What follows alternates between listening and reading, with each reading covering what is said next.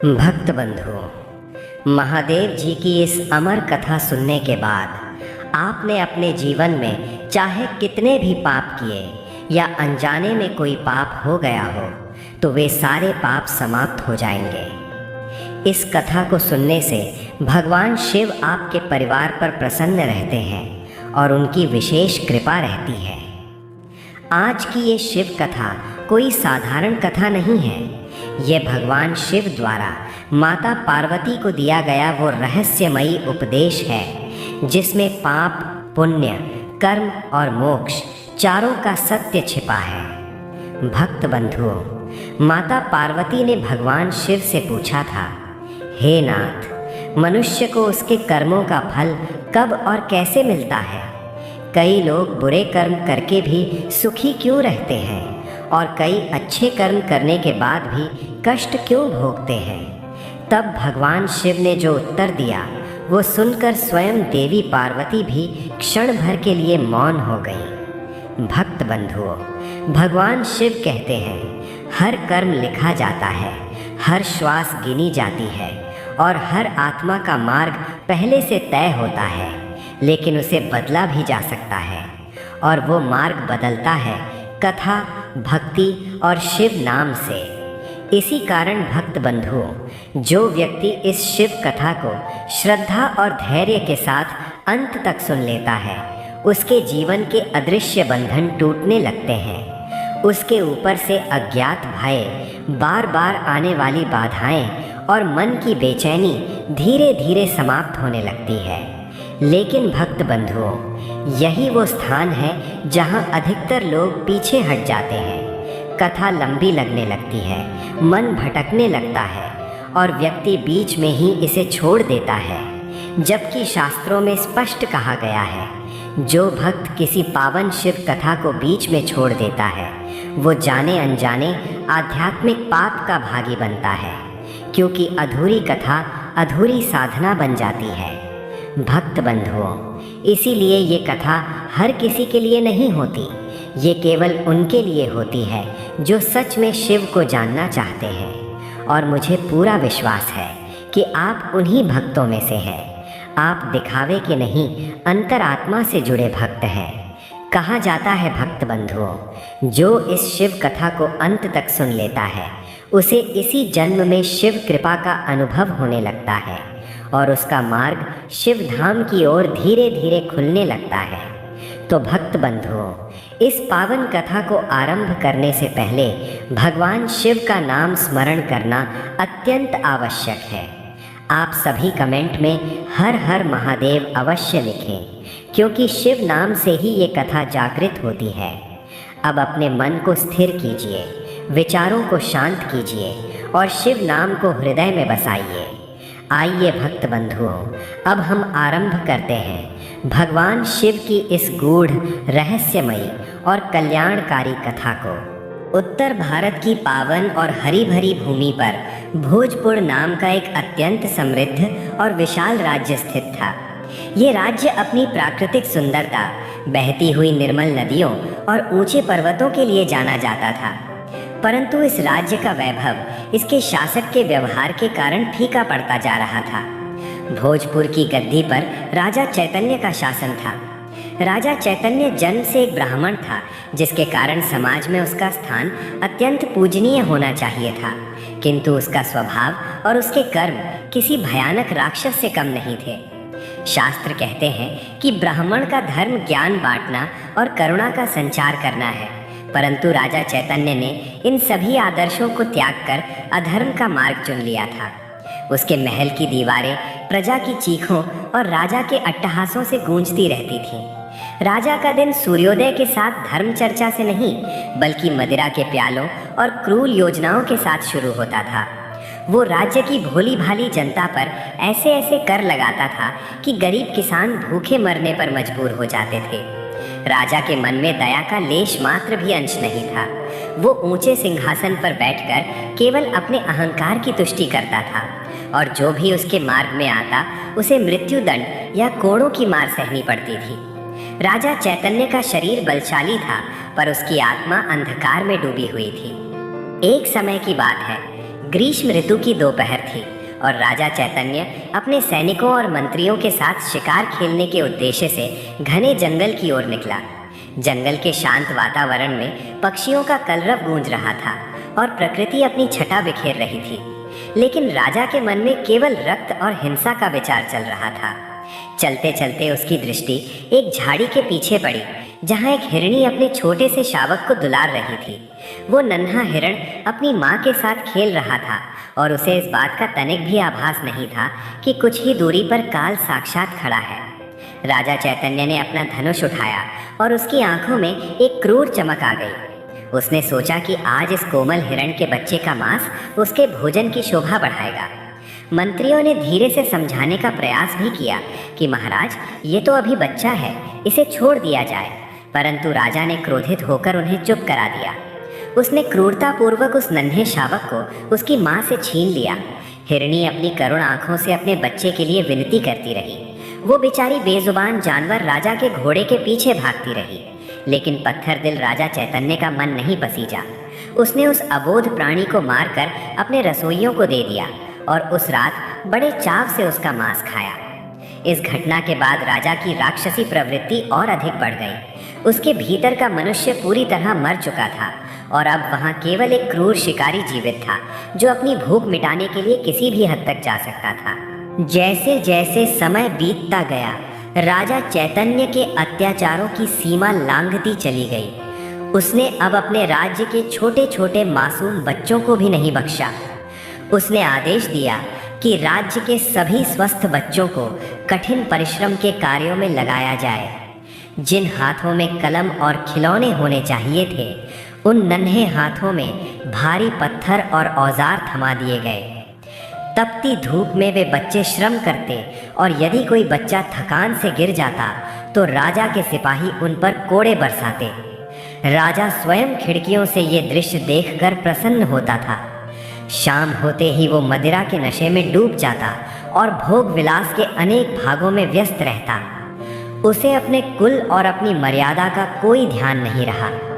राजा के चरित्र का पतन इस स्तर तक हो गया था कि वो अपने राज्य की माताओं और बहनों की इज्जत के बारे में तनिक भी विचार नहीं करता था। वो खुलेआम ऐसे निर्लज्ज कर्म करता था जिससे पूरे भोजपुर की मर्यादा धूल में मिल रही थी। राज्य की स्त्रियां घर से बाहर निकलने में डरती थीं और हर घर में केवल सन्नाटा और भय पसरा रहता था। जनता त्राही त्राही कर उठी थी, पर राजा के कानों पर जूं तक नहीं रेंगती थी।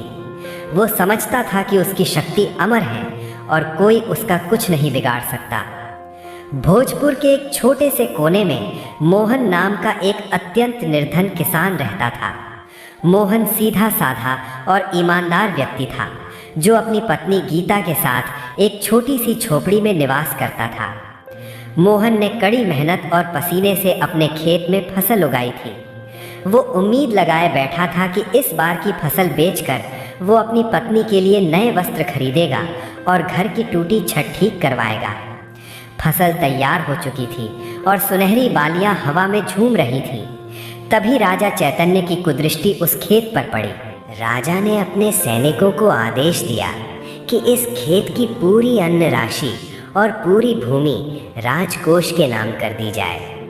मोहन गिड़गिड़ाया, राजा के पैरों में गिरकर रोया कि महाराज, मेरे पास खाने को एक दाना नहीं बचेगा, मेरी पत्नी भूखी मर जाएगी। पर राजा चैतन्य ने अट्ठास करते हुए कहा कि यही मेरी राजनीति है और यही मेरा न्याय है। उसने मोहन की पूरी मेहनत एक झटके में छीन ली और उसे धक्के मारकर बाहर निकाल दिया। मोहन अपनी खाली आंखों में आंसू लिए घर लौटा। उसकी पत्नी गीता, जो कि भगवान शिव की परम भक्त थी, ने अपने पति को इस अवस्था में देखा तो उसका हृदय भर आया। मोहन ने दुखी होकर कहा कि हे देवी, अब हम क्या खाएंगे? राजा ने हमारा सब कुछ छीन लिया है। गीता ने धीरज बंधाते हुए कहा कि स्वामी, आप विचलित न हो, महादेव सब देख रहे हैं, जो होगा अच्छा ही होगा। गीता ने उसी क्षण भगवान शिव के चरणों में ध्यान लगाया और प्रार्थना की कि हे भोलेनाथ, इस अधर्मी राजा के पापों का घड़ा भर चुका है, अब आप ही इस राज्य की और हमारी रक्षा कीजिए। भोजपुर की गलियां अब उत्सवों के गीतों से नहीं बल्कि भूख और बेबसी की आहों से गूंजने लगी थी। राजा चैतन्य का अहंकार आकाश छू रहा था और उसने स्वयं को ईश्वर से भी ऊपर समझना शुरू कर दिया था। मोहन और गीता की फसल छीनने के बाद राजा का मन शांत नहीं हुआ। उसने राज्य में यह घोषणा करवा दी कि अब से कोई भी व्यक्ति अपने घर में अन्न का संग्रह नहीं करेगा, बल्कि सारा अनाज शाही गोदामों में जमा होगा और राजा की इच्छा के अनुसार ही किसी को भोजन दिया जाएगा। इस क्रूर नियम ने प्रजा की कमर तोड़ दी। माताओं के पास अपने शिशुओं को खिलाने के लिए दूध तक नहीं बचा था। राजा चैतन्य अपने ऊंचे झरोखों से देखता कि कैसे लोग दाने दाने के लिए तरस रहे हैं और वो इसे अपनी विजय समझता था। एक दिन महल के बाहर कुछ वृद्ध ब्राह्मण राजा से मिलने आए। उन्होंने विनम्रतापूर्वक राजा को याद दिलाया कि वो स्वयं एक ब्राह्मण है और एक ब्राह्मण का धर्म प्रजा की रक्षा करना है, न कि उनका विनाश।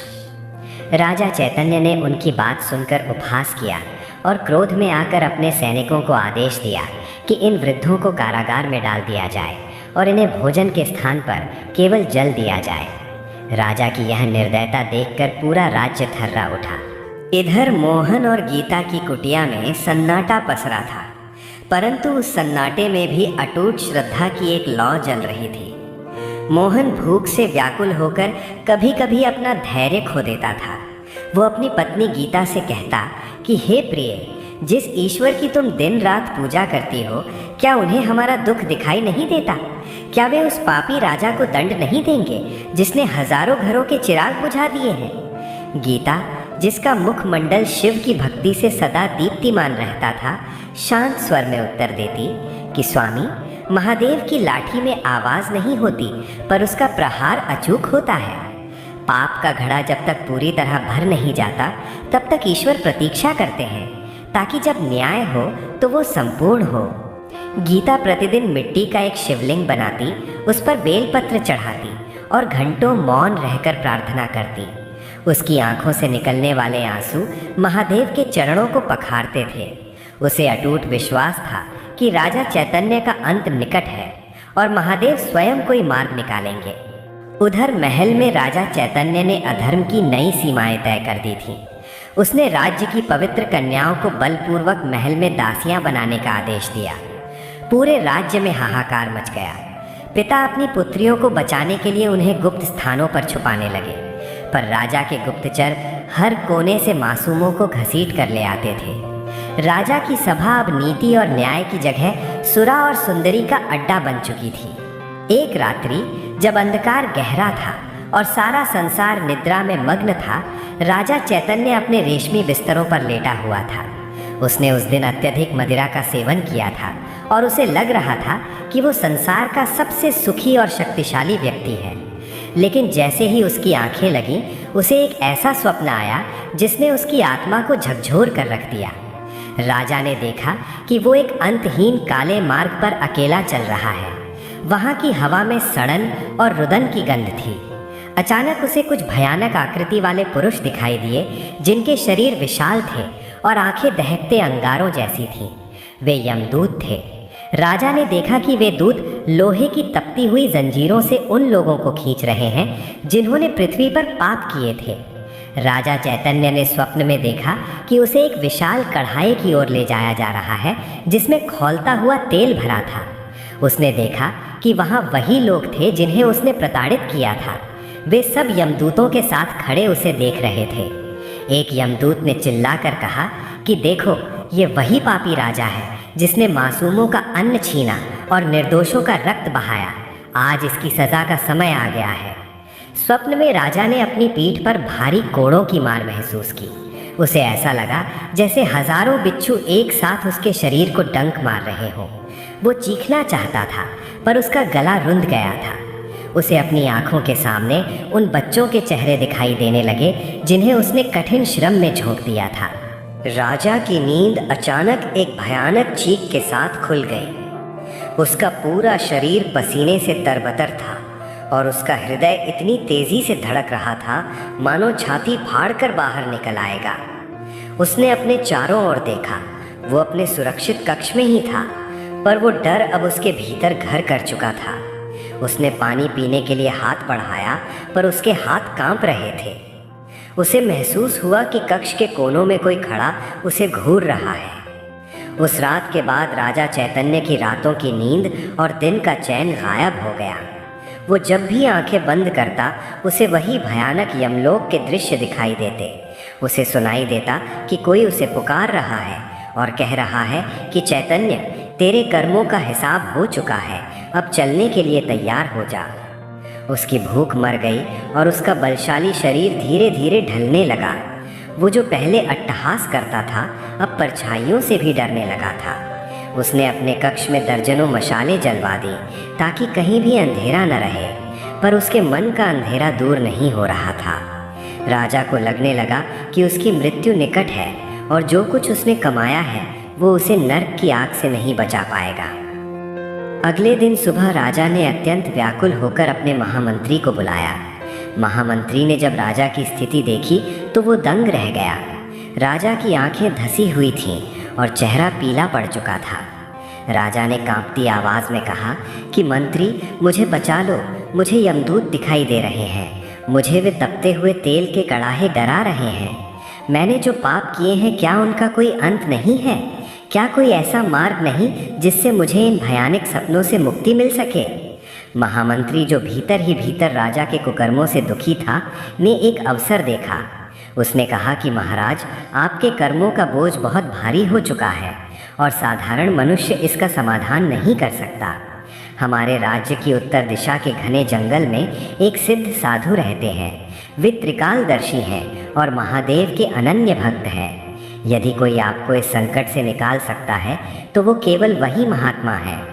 राजा चैतन्य ने बिना एक पल गंवाए कहा कि हमें अभी उनके पास जाना होगा, चाहे जो हो जाए, मुझे इस नर्क की अग्नि से बचना है। राजा ने अपनी राजसी वेशभूषा की परवाह नहीं की और महामंत्री के साथ घोड़े पर सवार होकर जंगल की ओर निकल पड़ा। रास्ता कठिन था, पर राजा के भीतर का भय उसे रुकने नहीं दे रहा था। जंगल के बीचों बीच एक पुरानी कुटिया थी जहाँ शांति का वास था। वहाँ पहुँचते ही राजा ने देखा कि एक तेजस्वी साधु समाधि में लीन थे। उनके चारों ओर भी दिव्य प्रकाश था। राजा घोड़े से उतरा और दौड़कर साधु के चरणों में गिर गया। वो फपक फपक कर रोने लगा। एक समय का अहंकारी राजा आज एक याचक की भांति धूल में पड़ा था। उसने रोते हुए अपनी सारी व्यथा सुनाई और अपने सपनों का वर्णन किया। साधु ने अपनी आंखें खोली और राजा की ओर देखा। उनकी दृष्टि में क्रोध नहीं, बल्कि एक गहरी करुणा थी। साधु ने गंभीर वाणी में कहा कि चैतन्य, तूने ब्राह्मण कुल में जन्म लेकर भी चांडालों से भी बदतर कर्म किए हैं। तूने उस प्रकृति को कष्ट दिया जिसका तू रक्षक था। तूने उन निर्दोषों की आहें ली जो ईश्वर का रूप होते हैं। तेरे पाप इतने घने हैं कि सूर्य की किरणें भी उन्हें नहीं भेद सकती। राजा थर-थर कांपने लगा और बोला कि महात्मन, क्या कोई मार्ग नहीं है? क्या मैं अनंत काल तक नरक में जलता रहूंगा? साधु ने गहरी सांस ली और कहा कि महादेव दयालु हैं, वे क्षमा के सागर हैं, परंतु क्षमा के लिए पश्चाताप का होना अनिवार्य है। यदि तू वास्तव में बचना चाहता है तो तुझे अपना सर्वस्व त्याग कर शिव की शरण में जाना होगा और अपने कर्मों का प्रायश्चित करना होगा। साधु ने राजा को विस्तार से समझाया कि कैसे उसने अपनी शक्ति का दुरुपयोग किया और कैसे उसने समाज के सबसे कमज़ोर वर्ग को प्रताड़ित किया। साधु ने कहा कि तूने जिस मोहन का अन्न छीना है, उसकी पत्नी की प्रार्थना ने ही शायद तुझे आज मेरे पास पहुंचाया है, ताकि तुझे सुधरने का एक अंतिम अवसर मिल सके। राजा चैतन्य ने हाथ जोड़कर प्रार्थना की कि आप जो कहेंगे मैं वही करूँगा, बस मुझे उन भयानक दूतों से बचा लीजिए। साधु ने उसे आदेश दिया कि वो तुरंत अपने राज्य लौटे। जिन लोगों के साथ अन्याय किया है उन्हें न्याय दे, जिनका धन छीना है उन्हें वापस करे और पूरे राज्य में शिव पुराण की कथा का आयोजन कराए। साधु ने विशेष रूप से कहा कि शिव नाम का जाप ही तेरी एकमात्र औषधि है। राजा के मन में एक नई किरण जगी। उसने साधु को प्रणाम किया और वहाँ से एक नया संकल्प लेकर निकला। उसके भीतर का राक्षस अब धीरे धीरे शांत हो रहा था और एक भक्त का जन्म हो रहा था। पर क्या उसके पिछले पाप उसे इतनी आसानी से छोड़ने वाले थे? क्या यमराज के दूत उसके इस हृदय परिवर्तन को स्वीकार करेंगे? ये भविष्य के गर्भ में था। साधु की कुटिया से लौटते समय राजा चैतन्य के मन में विचारों का एक भीषण ज्वार उठा हुआ था। वो वन के उसी मार्ग से वापस जा रहा था जहाँ कुछ समय पूर्व उसने उस निरीह हिरण के शावक का वध किया था। आज उसे उसी स्थान पर पहुंचकर आत्मग्लानि का अनुभव हो रहा था। उसे वन की वायु में उन बेजुबान प्राणियों का क्रंदन सुनाई दे रहा था और वृक्षों की परछाइयाँ उसे यमदूतों के समान डरावनी लग रही थीं। महल पहुंचते ही राजा ने सबसे पहले अपने महामंत्री को आदेश दिया कि राज्य के कारागार के द्वार खोल दिए जाएं। जो ब्राह्मण, वृद्ध और निर्दोष लोग उसकी क्रूरता के कारण बंदी बनाए गए थे, उन्हें ससम्मान मुक्त किया जाए। महामंत्री राजा के इस बदले हुए रूप को देखकर आश्चर्यचकित था। उसे विश्वास ही नहीं हो रहा था कि ये वही पत्थर दिल राजा है जो कल तक लहू बहाने में आनंद अनुभव करता था। राजा चैतन्य ने अपने आलीशान शयन कक्ष में प्रवेश किया, जहां मदिरा के स्वर्ण पात्र और विलास की वस्तुएं सजी हुई थीं। उसने एक ही झटके में उन सभी पात्रों को फेंक दिया और भूमि पर बैठकर फूट फूट कर रोने लगा। उसे रह रहकर वो किसान मोहन और उसकी पत्नी गीता याद आ रहे थे, जिनकी आंखों में उसने बेबसी और भूख देखी थी। अगले दिन सूर्योदय के साथ ही राजा चैतन्य ने पूरे भोजपुर राज्य में ढिंढोरा पिटवा दिया कि महाराज अपने समस्त पापों का प्रायश्चित करना चाहते हैं। उसने आदेश दिया कि राज्य के मध्य में एक विशाल पंडाल का निर्माण किया जाए, जहां 18 दिनों तक महान शिव पुराण की कथा का आयोजन होगा। राजा ने स्वयं अपने हाथों से राजसी आभूषण उतार दिए और श्वेत वस्त्र धारण कर लिए। उसने घोषणा की कि जब तक कथा पूर्ण नहीं होगी, वो केवल एक समय फलाहार करेगा और भूमि पर शयन करेगा।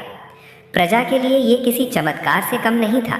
लोग अपनी आंखों पर विश्वास नहीं कर पा रहे थे कि जिस राजा के नाम से वे कांपते थे, आज वही राजा नंगे पांव गलियों में घूमकर लोगों से क्षमा मांग रहा था। राजा चैतन्य सबसे पहले मोहन की उस टूटी हुई कुटिया पर पहुंचा। मोहन और गीता अपनी झोपड़ी के बाहर बैठे भगवान शिव का नाम जप रहे थे। जब उन्होंने राजा को अपनी चौखट पर देखा तो वे भयभीत होकर पीछे हट गए। उन्हें लगा कि शायद राजा फिर से उन्हें कोई दंड देने आया है, परंतु दृश्य बिल्कुल विपरीत था। राजा चैतन्य ने अपने मस्तक को मोहन के चरणों में रख दिया। एक राजा को एक निर्धन किसान के चरणों में पड़ा देख पूरा गांव वहां एकत्र हो गया। राजा ने सिसकते हुए कहा कि हे मोहन, हे शिव भक्त, मुझे क्षमा कर दो। मैंने तुम्हारा अन्न ही नहीं छीना, बल्कि तुम्हारी आत्मा को दुखाया है। मैंने राजनीति के नाम पर जो पाप किया, उसके कारण मैं नर्क की अग्नि में जल रहा हूँ। कृपया मुझे क्षमा दान दें। मोहन की आंखों में आंसू आ गए। उसका कोमल हृदय राजा की ऐसी दशा देखकर पसीज गया। गीता ने आगे बढ़कर कहा कि महाराज उठिए, पश्चाताप की अग्नि जब मनुष्य को जलाती है तो वो कुंदन बन जाता है। यदि आपने अपनी भूल स्वीकार कर ली है तो महादेव अवश्य ही आप पर कृपा करेंगे। राजा ने उसी समय आदेश दिया कि मोहन की पूरी भूमि उसे वापस की जाए और राजकोष से उसे इतना धन दिया जाए कि उसकी आने वाली पीढ़ियां कभी भूखी ना रहें। राजा ने राज्य के हर उस परिवार की सूची बनवाई जिनका उसने अहित किया था और एक एक करके सबको उनका खोया हुआ सम्मान और संपत्ति लौटानी शुरू की। शिव पुराण की कथा का आरंभ हुआ। पूरे भोजपुर में शंखों और घंटों की ध्वनि गूंजने लगी। राजा चैतन्य कथा के प्रथम श्रोता के रूप में भूमि पर कुशा के आसन पर बैठा। कथावाचक ब्राह्मणों ने जब शिव के चरित्र का वर्णन करना शुरू किया तो राजा की आंखों से अविरल अश्रुधारा बहने लगी। जैसे जैसे कथा आगे बढ़ती, राजा को अपने भीतर एक अद्भुत शांति का अनुभव होने लगा। उसे समझ आया कि जिसे वो अपनी शक्ति समझता था, वो वास्तव में उसका अहंकार था जो उसे विनाश की ओर ले जा रहा था। उसने राज्य में अन्नपूर्णा भंडार की स्थापना की, जहाँ कोई भी भूखा व्यक्ति आकर किसी भी समय भोजन कर सकता था। जो बच्चे कारखानों और कठिन श्रम में लगे थे, उन्हें मुक्त कर उनके लिए पाठशालाएं खुलवाई गईं। राजा अब स्वयं भोजनालय में खड़ा होकर गरीबों को भोजन परोसता था। उसकी इस सेवा भावना ने प्रजा के मन से डर निकाल दिया और धीरे धीरे लोग राजा से प्रेम करने लगे। परंतु राजा चैतन्य के मन में एक गहरा डर अभी भी था। वो था उसके पुराने कर्मों का फल। उसे पता था कि यमराज के बही खाते में उसके पाप लिखे जा चुके हैं और केवल कुछ दिनों की भक्ति उन वर्षों के पापों को कैसे धो पाएगी। रात के समय जब राजा महादेव के नाम का जाप करता तो उसे कभी कभी वही भयानक सपने फिर से आते। उसे लगता कि यमदूत उसके कक्ष के बाहर खड़े होकर उसकी आयु कटने की प्रतीक्षा कर रहे हैं। राजा की तबीयत धीरे धीरे बिगड़ने लगी। वर्षों के मदिरापान और अब किए जा रहे कठिन उपवासों ने उसके शरीर को जर्जर कर दिया था। उसे एक असाध्य रोग ने घेर लिया, जिसके कारण उसके शरीर में तीव्र पीड़ा होने लगी। राजा ने इस पीड़ा को भी महादेव का प्रसाद समझकर स्वीकार किया। वो कहता कि ये दर्द मेरे उन पापों की सज़ा है जो मैंने दूसरों को दिए थे। उसकी मृत्यु जैसे जैसे निकट आने लगी, उसे अपने उत्तराधिकारी की चिंता सताने लगी। उसने देखा कि उसके अपने सगे संबंधी और दरबारी केवल सत्ता के लोभी हैं। यदि राज्य की बागडोर उनके हाथों में गई तो भोजपुर फिर से उसी अंधकार में चला जाएगा जहां से वो बड़ी मुश्किल से निकला है। एक दिन राजा ने महामंत्री को बुलाया और बड़ी क्षीण आवाज़ में कहा कि मंत्री, मेरा अंत समय निकट है। मुझे वैभव नहीं बल्कि एक ऐसा उत्तराधिकारी चाहिए जो शिव का सच्चा भक्त हो और प्रजा को अपनी संतान समझे। मुझे मोहन की याद आ रही है। वो भले ही निर्धन है पर उसका हृदय शिव के वास के योग्य है। जाओ और मोहन को ससम्मान लेकर आओ। महामंत्री मोहन को महल लेकर आए। राजा चैतन्य ने भरी सभा में ब्राह्मणों को आमंत्रित किया। उसने मोहन का राज्याभिषेक करने की घोषणा की। मोहन ने हाथ जोड़कर कहा कि महाराज, मैं एक तुच्छ किसान हूँ, मैं राज्य कैसे संभालूंगा। राजा ने मुस्कुराकर कहा कि मोहन, जो शिव को संभाल सकता है वो संसार को भी संभाल सकता है। तुम्हारी भक्ति ही इस राज्य की रक्षा करेगी। राजा ने अपने हाथों से राजमुकुट मोहन के मस्तक पर रखा और स्वयं को पूरी तरह से शिव की भक्ति में लीन कर लिया। अब राजा चैतन्य के पास खोने के लिए कुछ नहीं था, केवल शिव का नाम था। अंतिम दिनों में राजा केवल ओम नमः शिवाय का अखंड जाप करता रहा। उसकी देह अत्यंत दुर्बल हो चुकी थी, पर उसके मुख पर एक दिव्य तेज था। वो जानता था कि अब उसकी असली परीक्षा शुरू होने वाली है। एक अंधेरी रात में राजा चैतन्य की सांसें उखड़ने लगी। कक्ष में चारों ओर कपूर और अगरबत्ती की सुगंध थी। अचानक कक्ष का तापमान गिर गया और एक विचित्र सा सन्नाटा छा गया। राजा को अनुभव हुआ कि उसके प्राण उसके शरीर को छोड़ने के लिए छटपटा रहे हैं। तभी उसे कक्ष की दीवारें पार करके दो काली छायाएं आती हुई दिखीं। उनके हाथों में भयानक पाश और गदा थी। वे यमदूत थे। राजा का हृदय एक पल के लिए कांप उठा, पर उसने अपनी आंखें बंद की और महादेव का स्मरण किया। उसी समय एक चमत्कार हुआ। कक्ष की दूसरी ओर से एक धवल प्रकाश पुंज प्रकट हुआ, जिसमें से नीले रंग की आभा वाले दिव्य पुरुष निकले। ये शिव के गण थे। अब राजा चैतन्य की आत्मा के लिए यमदूतों और शिवगणों के बीच एक भीषण संघर्ष की स्थिति बन गई थी। राजा चैतन्य का विशाल कक्ष, जो कभी विलासिता के सामानों से भरा रहता था, आज मृत्यु की गंभीरता और दिव्यता से भरा हुआ था। राजा के प्राण उसके कंठ में आकर अटक गए थे और उसकी दृष्टि स्थिर हो गई थी। ठीक उसी क्षण कमरे के दक्षिण कोने से एक काला धुआं उठने लगा और उसमें से दो अत्यंत डरावने यमदूत प्रकट हुए। उनके हाथ में मोटे लोहे के पाश थे। उनकी आंखें जलते हुए अंगारों की तरह लाल थीं और उनके लंबे दांत बाहर निकले हुए थे। उनकी उपस्थिति मात्र से कमरे का वातावरण इतना भारी हो गया कि वहां जल रहे दीपक बुझने लगे। यमदूतों ने अपनी कर्कश आवाज़ में अट्टहास किया और राजा की आत्मा को शरीर से खींचने के लिए अपना पाश आगे बढ़ाया। एक यमदूत बोला कि चलो चैतन्य, तुम्हारे पापों का हिसाब देने का समय आ गया है। तुमने धरती पर जो हाहाकार मचाया था, उसकी सज़ा भुगतने के लिए यमराज तुम्हारा इंतज़ार कर रहे हैं। तुमने एक माँ से उसका बच्चा छीना, तुमने गरीबों का निवाला छीना और तुमने स्त्रियों का अपमान किया। तुम्हारी जगह केवल और केवल कुंभीपाक नरक में है। जैसे ही यमदूतों ने राजा की आत्मा को जकड़ने का प्रयास किया, अचानक कमरे के उत्तर दिशा से एक शीतल और अत्यंत तीव्र प्रकाश पुंज उत्पन्न हुआ। वो प्रकाश इतना शक्तिशाली था कि यमदूतों की आंखें चौंधिया गईं। उस प्रकाश के मध्य से महादेव के दो गण, नंदीश्वर के समान तेज वाले और त्रिशूल धारण किए हुए प्रकट हुए। उनके मस्तक पर भस्म का त्रिपुंड था और गले में रुद्राक्ष की मालाएं सुशोभित थीं। शिवगणों ने अपने त्रिशूल आगे बढ़ाकर यमदूतों का मार्ग रोक दिया।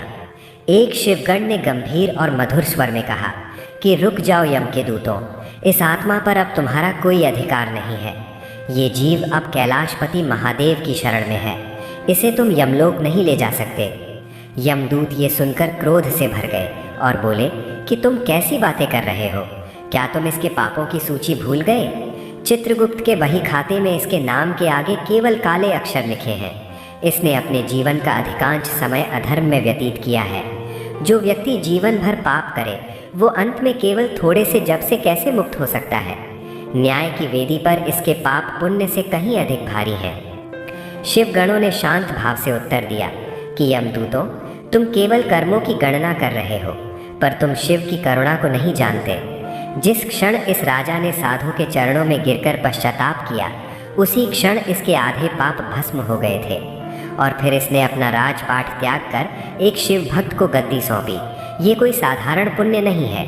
इसने 18 दिनों तक निष्काम भाव से शिव पुराण की कथा सुनी और अंत समय में इसके मुख पर केवल ओम नमः शिवाय का नाम था। शास्त्रों का वचन है कि अंतमति सुगति, अर्थात मृत्यु के समय मनुष्य का चित्त जहाँ होता है उसे वही लोक प्राप्त होता है।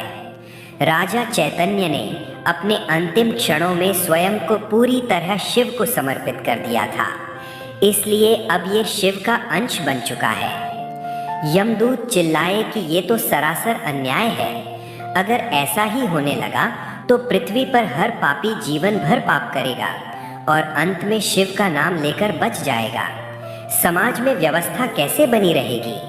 क्या उस हिरण के शावक की चीख और मोहन किसान के आंसुओं का कोई मूल्य नहीं है?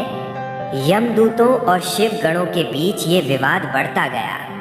यमदूतों ने तर्क दिया कि कर्म का सिद्धांत अटल है, अवश्यमेव भोक्तव्यम कृतम कर्म शुभाशुभम, अर्थात मनुष्य को अपने शुभ और अशुभ कर्मों का फल अवश्य भोगना पड़ता है।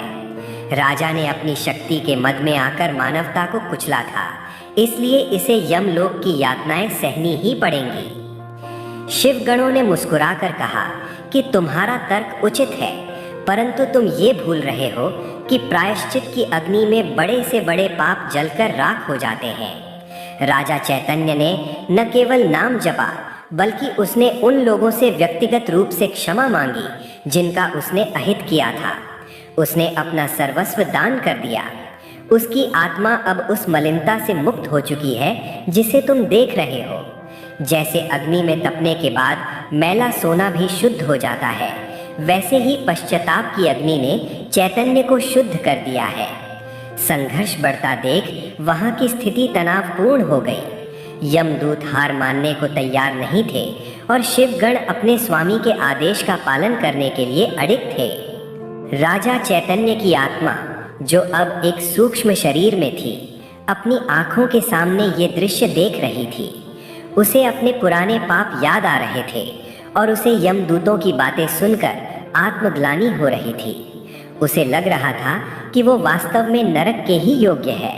वो शिवगणों की ओर देखकर मन ही मन कहने लगा कि हे महादेव के दूतों, मुझ जैसे पापी के लिए आप यमदूतों से क्यों लड़ रहे हैं?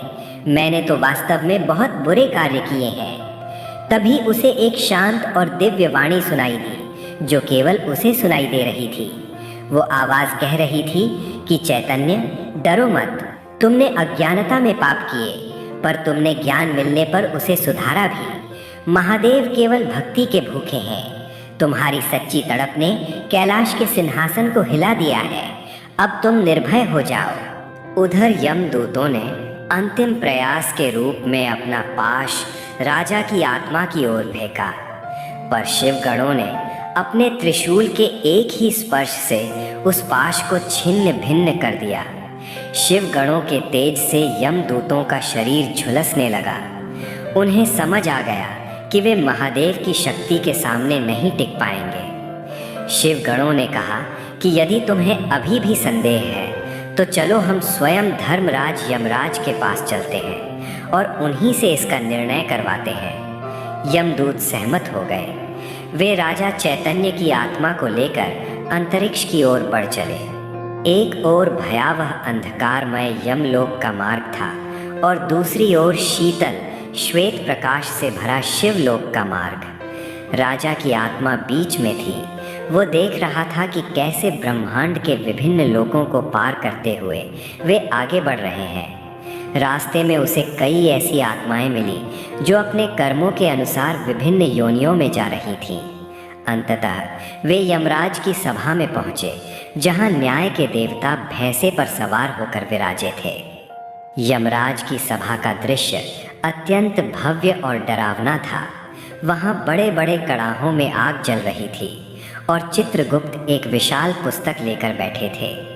जब राजा चैतन्य को वहां प्रस्तुत किया गया तो यमराज ने अपनी गंभीर दृष्टि उस पर डाली। यमदूतों ने अपना पक्ष रखा और शिवगणों ने महादेव का संदेश सुनाया। यमराज ने कुछ क्षणों के लिए अपनी आंखें बंद की और ध्यान लगाया। पूरी सभा में सन्नाटा छा गया। राजा चैतन्य कांप रहा था। उसे लग रहा था कि अब उसके भाग्य का अंतिम फैसला होने वाला है। यमराज ने अपनी आंखें खोली और उनके मुख पर एक मंद मुस्कान आई। उन्होंने चित्रगुप्त से कहा कि चित्रगुप्त, जरा देखो कि इस राजा के खाते में अंतिम पन्नों पर क्या लिखा है। चित्रगुप्त ने पन्ने पलटे और चकित होकर बोले कि महाराज, इसके पिछले सभी पापों के ऊपर महादेव नाम की मुहर लगी है और इसके हालिया पुण्यों ने इसके प्रारब्ध को बदल दिया है। यमराज ने घोषणा की कि यद्यपि इसके पाप भयंकर थे, परंतु इसके द्वारा किए गए प्रायश्चित और अंत समय की शिव भक्ति ने इसे सभी बंधनों से मुक्त कर दिया है। यमराज के विशाल और न्यायप्रिय दरबार में सन्नाटा पसरा हुआ था। राजा चैतन्य की सूक्ष्म आत्मा सिर झुकाए खड़ी थी। उसे अपने जीवन की एक एक घटना चलचित्र की भांति दिखाई दे रही थी। यमराज ने गंभीर स्वर में कहा कि चैतन्य, तुम्हारे कर्मों का लेखा जोखा अत्यंत जटिल है। एक ओर वे मासूम बच्चे हैं जिनके बचपन को तुमने अपनी क्रूरता की भट्टी में झोंक दिया। वे बेजुबान पशु हैं जिनका तुमने बिना कारण वध किया, और वे असहाय स्त्रियां हैं जिनकी मर्यादा का तुमने सम्मान नहीं किया। दूसरी ओर तुम्हारे जीवन के अंतिम भाग में वो पश्चाताप की अग्नि है जिसने तुम्हारे अहंकार को भस्म कर दिया। चित्रगुप्त ने अपनी दिव्य पुस्तक की ओर देखते हुए कहा कि महाराज, इस आत्मा ने अपने जीवन के 40 वर्ष अधर्म में बिताए, परंतु अंतिम 2 वर्षों में इसने वो पुण्य कमाया जो कई जन्मों में भी दुर्लभ है। इसने न केवल अपना राजपाट त्याग दिया, बल्कि स्वयं को समाज के सबसे निचले पायदान पर खड़े व्यक्ति के चरणों में अर्पित कर दिया। यमराज ने यमदूतों की ओर देखा और बोले कि तुम इस आत्मा को ले जाने का प्रयास कर रहे थे, क्योंकि तुम केवल क्रिया और प्रतिक्रिया को देखते हो, परंतु ईश्वर केवल हृदय की पुकार सुनते हैं। राजा चैतन्य ने जब मोहन किसान से क्षमा मांगी थी, तभी उसके हृदय के भीतर की जड़ता टूट गई थी, और जिस व्यक्ति के हृदय में महादेव का वास हो जाए, उसे यमलोक के द्वारों पर रोकना संभव नहीं है। यमराज ने शिवगणों की ओर संकेत किया और कहा कि हे शिव के दूतों, आप इस आत्मा को ले जा सकते हैं। महादेव का विधान ही सर्वोपरि है। जो जीव मृत्यु के समय संसार को भूलकर शिव में लीन हो जाता है, वो काल के चक्र से मुक्त हो जाता है। यमराज की आज्ञा पाकर यमदूत पीछे हट गए। उनके मुख पर अब वो क्रोध नहीं, बल्कि एक गहरी जिज्ञासा थी कि भक्ति की शक्ति इतनी प्रबल कैसे हो सकती है। जैसे ही यमराज ने अपना निर्णय सुनाया, राजा चैतन्य की आत्मा के चारों ओर का अंधकार छटने लगा। वो डरावना दरबार ओझल हो गया और चारों ओर एक शीतल सुगंधित पवन बहने लगी। शिवगणों ने अत्यंत आदर के साथ राजा की आत्मा को एक दिव्य विमान में बिठाया। ये विमान स्वर्ण और मणियों से नहीं, बल्कि श्वेत प्रकाश और शांति से बना हुआ था। जैसे ही विमान ऊपर की ओर बढ़ा, राजा ने देखा कि नीचे भोजपुर राज्य की जनता शोक और श्रद्धा के साथ उसके मृत शरीर का अंतिम संस्कार कर रही थी। राजा मोहन, जो कभी एक गरीब किसान था, अपनी पत्नी गीता के साथ राजा चैतन्य के शरीर को मुखाग्नि दे रहा था। पूरे राज्य में हर हर महादेव का घोष हो रहा था। राजा ने देखा कि जिन लोगों पर उसने अत्याचार किए थे वे भी आज उसकी आत्मा की शांति के लिए प्रार्थना कर रहे थे। ये देखकर राजा चैतन्य की आत्मा को वास्तविक शांति मिली। उसे समझ आया कि मनुष्य की सबसे बड़ी पूंजी धन या सत्ता नहीं, बल्कि वो प्रेम और क्षमा है जो वो दूसरों के हृदय में छोड़ जाता है। विमान बादलों को पार करता हुआ ऊपर उठता चला गया। रास्ते में राजा ने अद्भुत दृश्य देखे। उसे सप्तर्षि मंडल दिखाई दिया जहां महान ऋषि तपस्या में लीन थे। उसे वो नक्षत्र लोक दिखा जहां पुण्य आत्माएं तारों के रूप में चमक रही थीं। धीरे धीरे सारा दृश्य बदल गया और सामने एक ऐसा लोक प्रकट हुआ जिसकी कल्पना किसी भी शास्त्र में करना कठिन है। ये शिव धाम था। यहाँ की मिट्टी भस्म की तरह पवित्र और शीतल थी। यहाँ के वृक्षों से वेदों की ऋचाएं गूंज रही थीं और नदियों में जल नहीं बल्कि साक्षात अमृत बह रहा था। यहाँ न कोई राजा था न कोई रंग। यहाँ हर जीव शिवमय था। नंदी महाराज मुख्य द्वार पर पहरा दे रहे थे। जैसे ही विमान वहां पहुंचा, नंदी ने मुस्कुराकर स्वागत किया। राजा चैतन्य का सूक्ष्म शरीर अब दिव्य हो चुका था। उसे अब न भूख थी न प्यास और न ही मृत्यु का भय। शिवगण राजा को लेकर एक विशाल सभा की ओर बढ़े जहां स्वयं देवाधिदेव महादेव माता पार्वती के साथ विराजे थे। महादेव का रूप अत्यंत मनमोहक था। उनके मस्तक पर चंद्रमा मंद मंद मुस्कुरा रहा था। जटाओं से गंगा की निर्मल धारा प्रवाहित हो रही थी और उनके कंठ में स्थित नीलकंठ उनकी करुणा की गवाही दे रहा था। राजा चैतन्य प्रभु के चरणों में गिर पड़ा। उसके मुख से शब्द नहीं निकल रहे थे, केवल आंखों से बहते आंसू उसकी भक्ति को व्यक्त कर रहे थे। महादेव ने अपना वरद हस्त उसके सिर पर रखा और बोले कि उठो चैतन्य, तुमने ये सिद्ध कर दिया कि कोई भी मनुष्य चाहे कितना भी पतित क्यों न हो, यदि वो सच्चे मन से शरण में आए तो उसे मुक्ति मिल सकती है। तुमने अपने कर्मों को सुधारा, तुमने दूसरों के दुख को अपना दुख समझा, यही तुम्हारी सबसे बड़ी पूजा थी। अब राजा चैतन्य को समझ आया कि साधु के वे शब्द कितने सत्य थे कि शिव सब देख रहे हैं। भगवान शिव केवल हमारे पाप नहीं देखते, वे हमारे हृदय का परिवर्तन भी देखते हैं। राजा को शिवधाम में एक स्थायी स्थान प्राप्त हुआ जहां वो अब अनंत काल तक महादेव की सेवा में रह सकता था। भोजपुर के उस पापी राजा की कहानी अब एक महान भक्त की गाथा बन चुकी थी। इधर पृथ्वी पर राजा मोहन ने भोजपुर को एक आदर्श राज्य बना दिया था। वहाँ न कोई भूखा था न कोई दुखी। गीता की शिव भक्ति ने पूरे राज्य के वातावरण को आध्यात्मिक बना दिया था।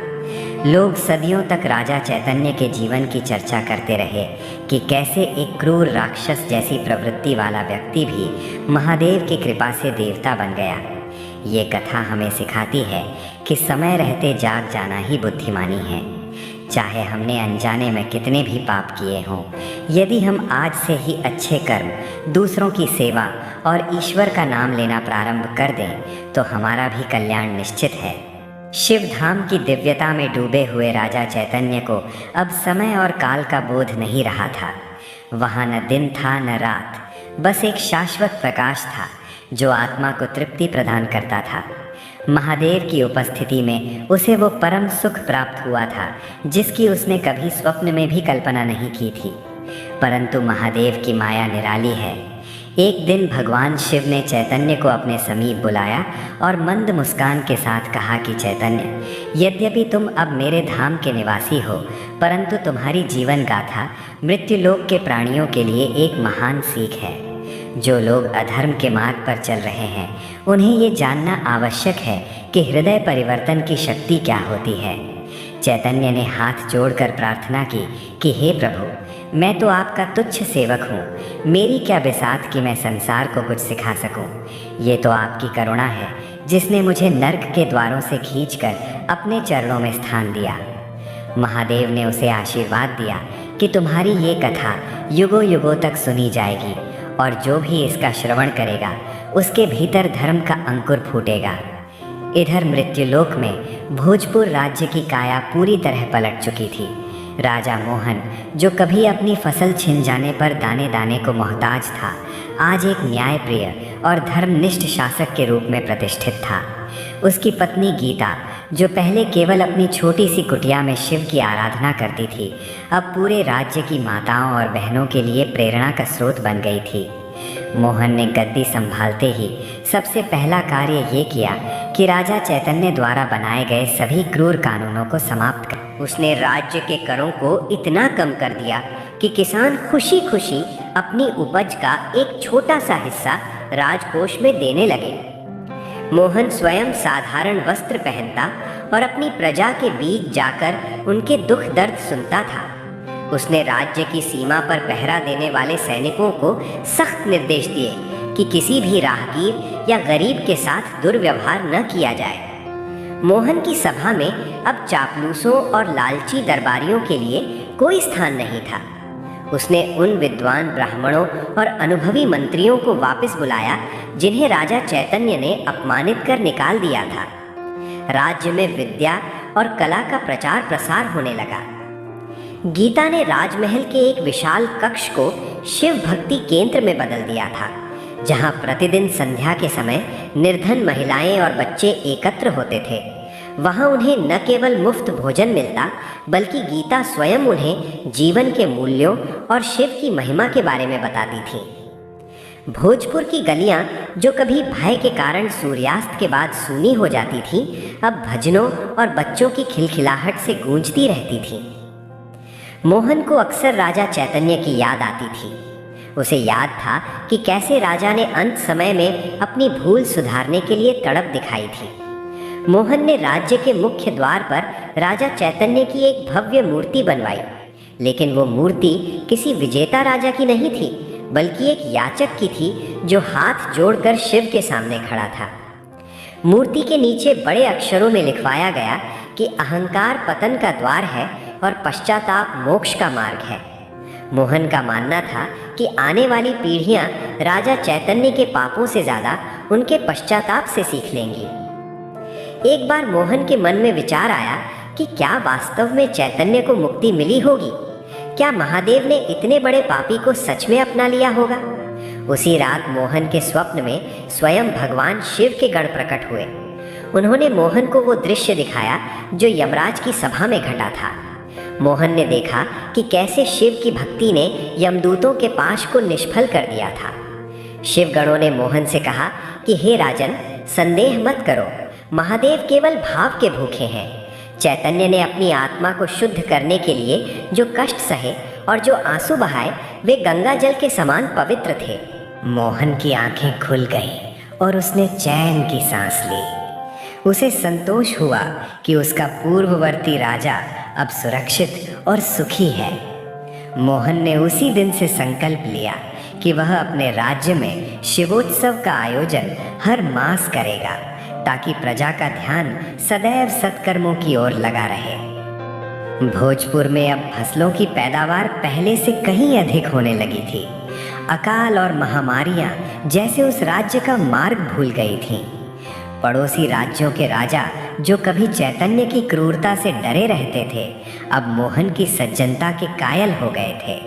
वे भी अपने राज्यों में मोहन की शासन पद्धति को अपनाने लगे। इस प्रकार एक व्यक्ति के हृदय परिवर्तन ने न केवल एक राज्य को, बल्कि पूरे आर्यावर्त को प्रभावित करना शुरू कर दिया। गीता अक्सर मोहन से कहती थी कि स्वामी, देखिए महादेव की लीला। जिस झोपड़ी में हम भूखे सोए थे, आज उस झोपड़ी की जगह एक विशाल धर्मशाला खड़ी है, जहां हजारों लोग भोजन पाते हैं। ये सब उसी एक आंसू का फल है जो राजा चैतन्य ने साधु के चरणों में गिराया था। यमलोक के न्याय कक्ष में आज भी उसी विषय पर चर्चा हो रही थी जो राजा चैतन्य के साथ घटित हुआ था। यमदूतों के मन में ये जिज्ञासा शांत नहीं हो रही थी कि क्या वास्तव में केवल अंत समय की भक्ति से पूर्व के भयानक पाप शून्य हो सकते हैं। यमराज ने उनकी दुविधा को भांप लिया और चित्रगुप्त को संकेत किया कि वे कर्मों की उस सूक्ष्म गति को समझाएं जो साधारण चक्षुओं को दिखाई नहीं देती। चित्रगुप्त ने अपनी दिव्य लेखनी को विराम दिया और बोले कि हे दूतों, तुम केवल उन बाहरी कर्मों को देख रहे हो जिन्हें चैतन्य ने अपने शरीर से किया था, किंतु तुम उस मानसिक तपस्या को नहीं देख पाए जो उसने मृत्यु से पूर्व की थी। जब मनुष्य को अपने पापों का वास्तविक बोध होता है और वह उस बोध की अग्नि में जलता है, तो उसका वह मानसिक संताप ही उसके कर्मों का प्रायश्चित बन जाता है। हे भक्त प्रेमियों, राजा चैतन्य की इस गाथा से ये शिक्षा ग्रहण करो कि समय बहुत ही कम है। हम अक्सर सोचते हैं कि अभी तो जीवन पड़ा है, भक्ति तो बुढ़ापे में कर लेंगे, पर काल कब किसका दरवाज़ा खटखटा दे कोई नहीं। राजा चैतन्य भाग्यशाली था कि उसे साधु के रूप में चेतावनी मिल गई और उसने समय रहते स्वयं को बदल लिया। लेकिन क्या पता हमें वो समय मिले या न मिले। इसलिए हे भक्तों, आज और इसी क्षण से भगवान शिव की भक्ति में लग जाओ। ये संसार एक माया जाल है जहाँ हम धन, पद और प्रतिष्ठा के पीछे भागते रहते हैं, परंतु याद रखना कि मृत्यु के समय ये माया तनिक भी काम नहीं आएगी। शमशान की आग में शरीर के साथ साथ ये भौतिक वस्तुएं भी राख हो जाएंगी। केवल वही राम नाम और शिव नाम साथ जाएगा जो आपने अपने हृदय में जपा होगा। राजा चैतन्य ने अंत समय में जो दान पुण्य किया, उसने उसके नरक के द्वार बंद कर दिए। उसने अपना सर्वस्व गरीबों में बांट दिया, क्योंकि उसे समझ आ गया था कि जिस सोने और सिंहासन के लिए उसने पाप किए थे, वे उसे यमदूतों के कोड़ों से नहीं बचा सकते।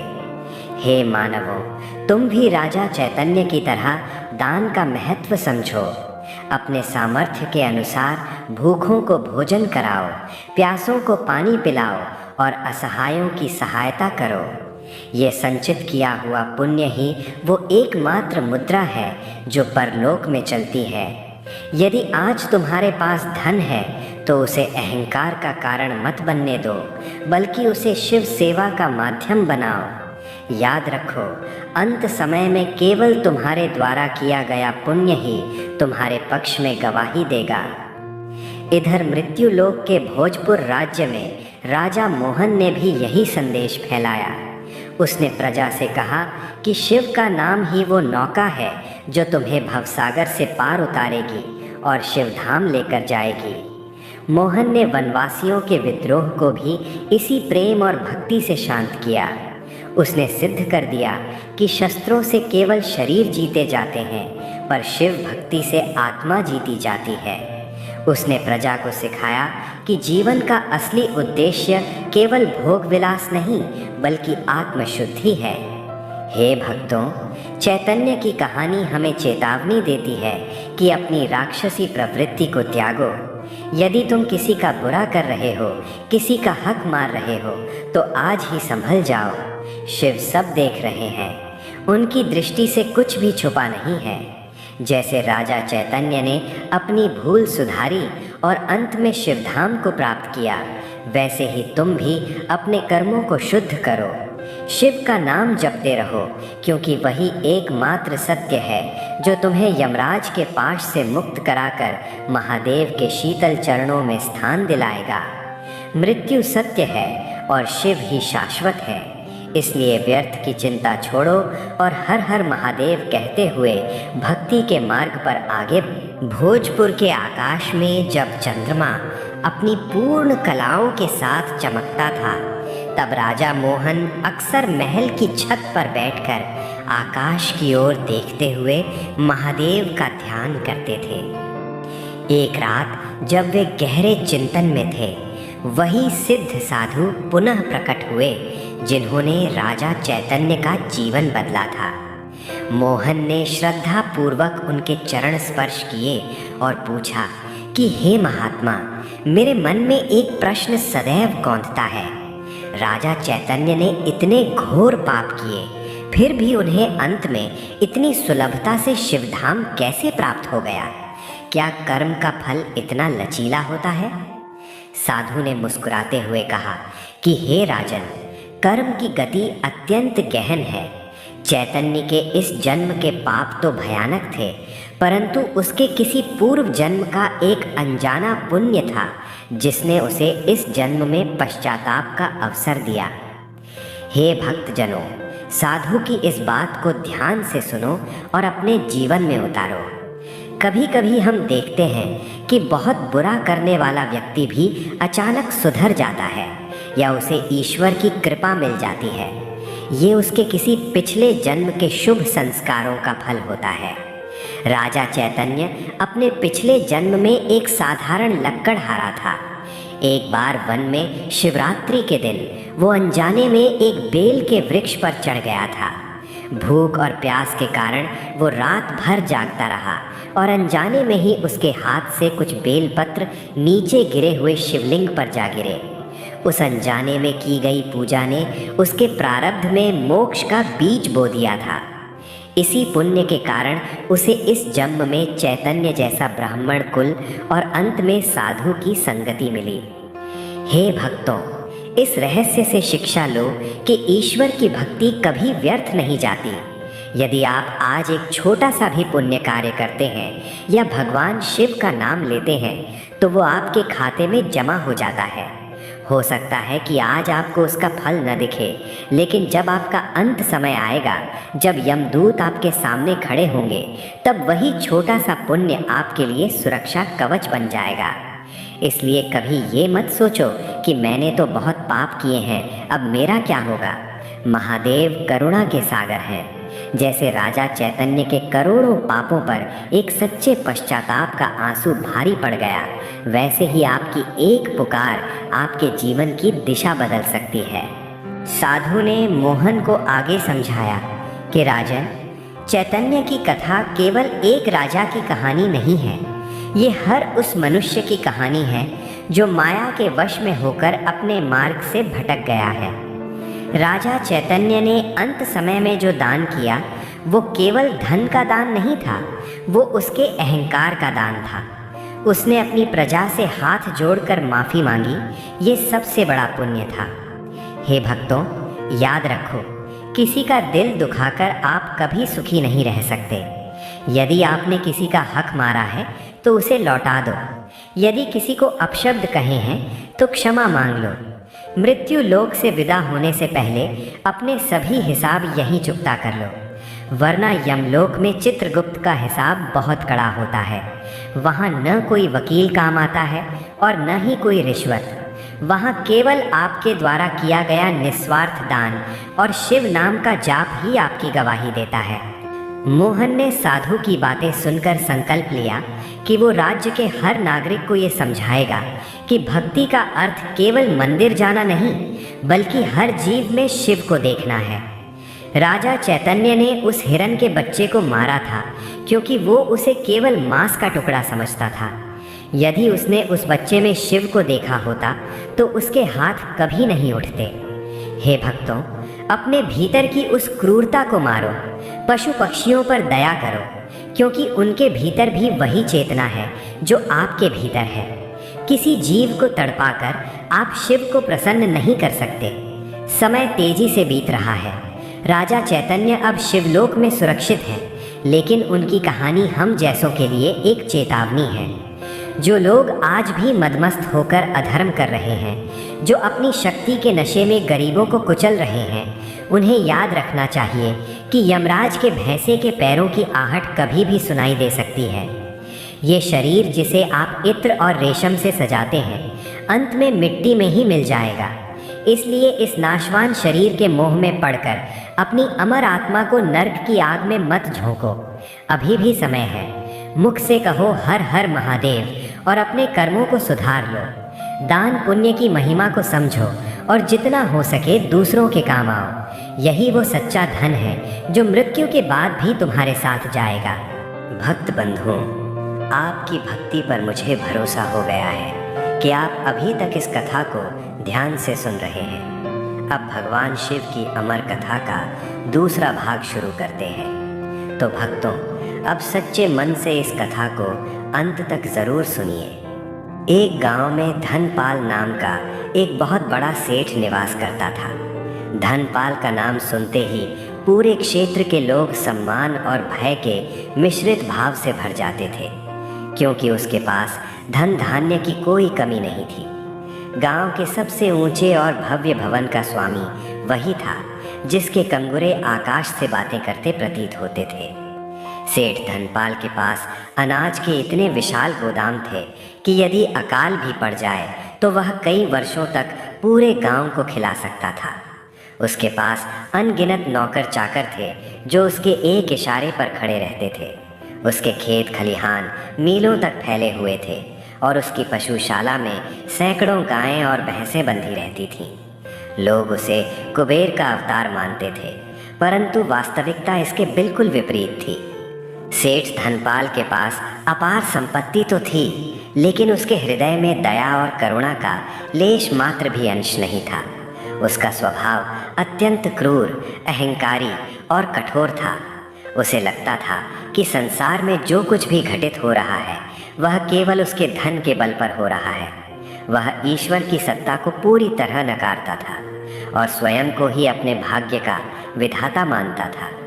सेठ धनपाल का सबसे अधिक अत्याचार और क्रूर व्यवहार उसकी अपनी ही पत्नी ममता पर होता था।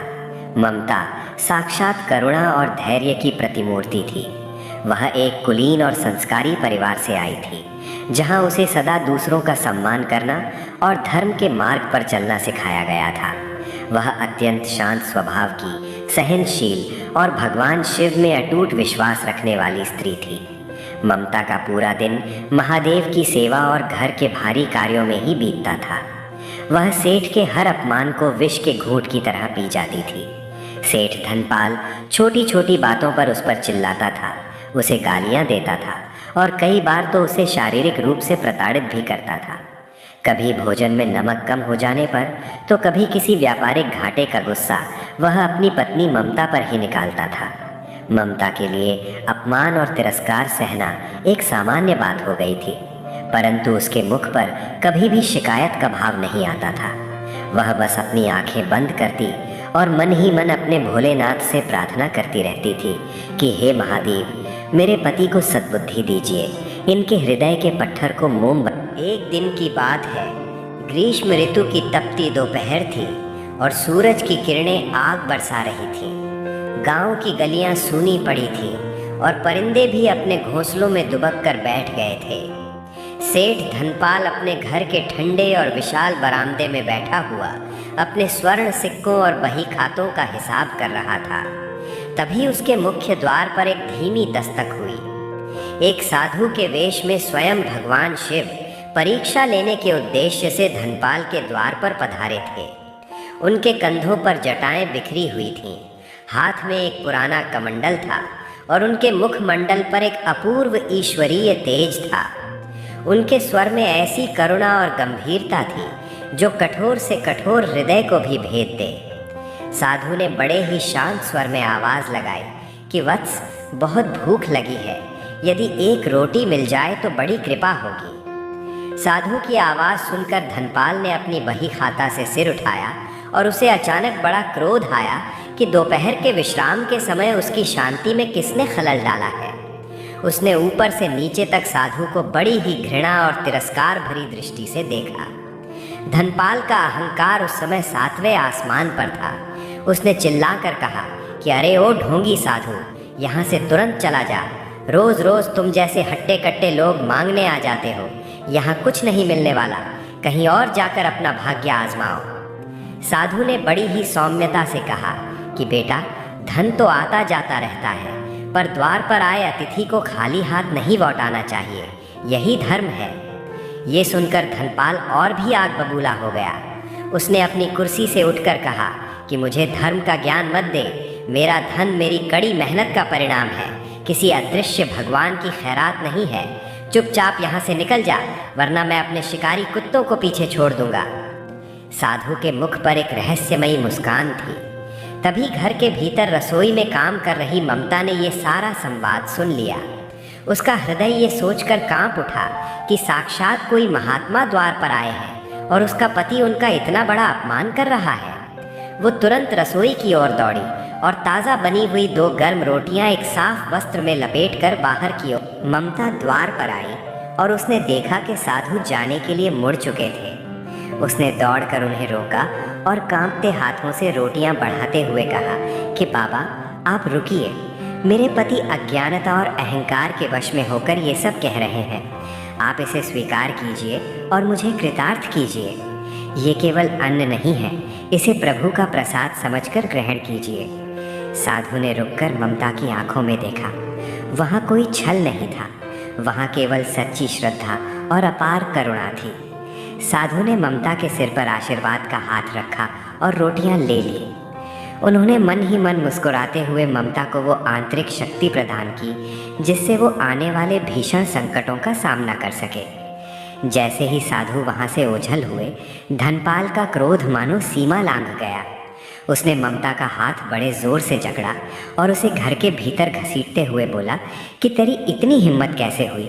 तूने मेरी आज्ञा के बिना मेरी गाढ़ी कमाई का अन्न उस भिखारी को कैसे दे दिया? तूने आज मेरी इज्जत मिट्टी में मिला दी है और इसके लिए तुझे दंड अवश्य मिलेगा। भक्तों, भगवान शिव उस समय चाहते तो एक ही क्षण में धनपाल के उस अहंकार और उसके महल को भस्म कर सकते थे, परंतु उन्होंने ममता के धैर्य और उसकी पवित्र भक्ति का मान रखा। उन्होंने सोचा कि अभी इस पापी मनुष्य को सुधरने का एक अंतिम अवसर और दिया जाए। ममता उस दिन बहुत रोई। उसका शरीर पीड़ा से भरा था, पर उसने महादेव का नाम जपना नहीं छोड़ा। वो जानती थी कि जब पाप का घड़ा पूरी तरह भर जाता है तभी महादेव के न्याय की शुरुआत होती है। धनपाल को लग रहा था कि वो जीत गया, पर वो ये नहीं जानता था कि उसके सर्वनाश की उल्टी गिनती अब शुरू।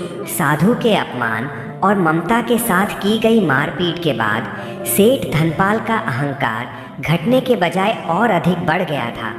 उसे लगने लगा था कि स्वयं साक्षात ईश्वर भी उसका कुछ नहीं बिगाड़ सकते। वो दिन भर अपने व्यापार को बढ़ाने और दूसरों को नीचा दिखाने की योजनाओं में लगा रहता। उसके घर में काम करने वाले नौकर चाकर उससे थर थर काँपते थे। उन्हीं नौकरों में एक युवक था जिसका नाम माधव था।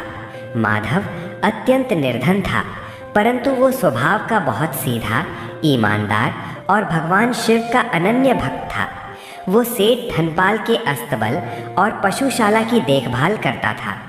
माधव का नियम था कि वो प्रतिदिन सुबह उठकर स्नान करता और पास के शिव मंदिर में जाकर महादेव का जलाभिषेक करने के बाद ही काम पर आता था। उसकी इस भक्ति के कारण उसे मानसिक शांति मिलती थी, जिससे वो सेठ की गालियों और कठोर स्वभाव को भी चुपचाप सह लेता था। एक सोमवार का दिन था जो भगवान शिव का अत्यंत प्रिय दिन माना जाता है।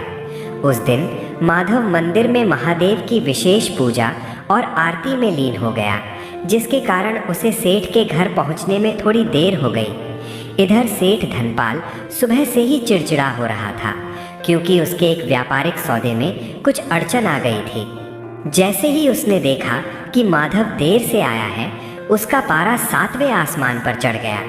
जब माधव हाफते हुए उसके सामने पहुंचा और हाथ जोड़कर खड़ा हुआ, तो धनपाल ने गरज कर पूछा कि अरे ओ कामचोर, तुझे पता नहीं है कि काम का समय क्या है? इतनी देर क्यों हुई? माधव ने डरते हुए उत्तर दिया कि मालिक, आज सोमवार है और मंदिर में भोलेनाथ की विशेष पूजा थी, इसलिए आरती समाप्त होने तक मुझे रुकना पड़ा। कृपया आज क्षमा कर दें। ये सुनते ही सेठ धनपाल ने जोर से अट्टहास किया और माधव को एक जोर की लात मारते हुए जमीन पर गिरा दिया। वो चिल्लाकर बोला कि मेरे घर में रहकर, मेरा अन्न खाकर तू उस पत्थर के देवता का नाम लेकर काम में देरी करता है। अगर तेरा भगवान इतना ही शक्तिशाली है तो उससे जाकर मांग अपना पेट भरने के लिए रोटी। मेरे यहाँ भक्ति का कोई स्थान नहीं है। माधव की आंखों में आंसू आ गए। उसने सेठ के पैर पकड़ लिए और गिड़गिड़ा कर बोला कि मालिक, मुझे काम से मत निकालिए। मेरे छोटे छोटे बच्चे हैं, वे भूखे मर जाएंगे। पर धनपाल का हृदय तो पत्थर बन चुका था। उसने अपने अन्य नौकरों को आदेश दिया कि इस शिव भक्त को धक्के मारकर बाहर निकाल दो और इसे एक कौड़ी भी मत देना।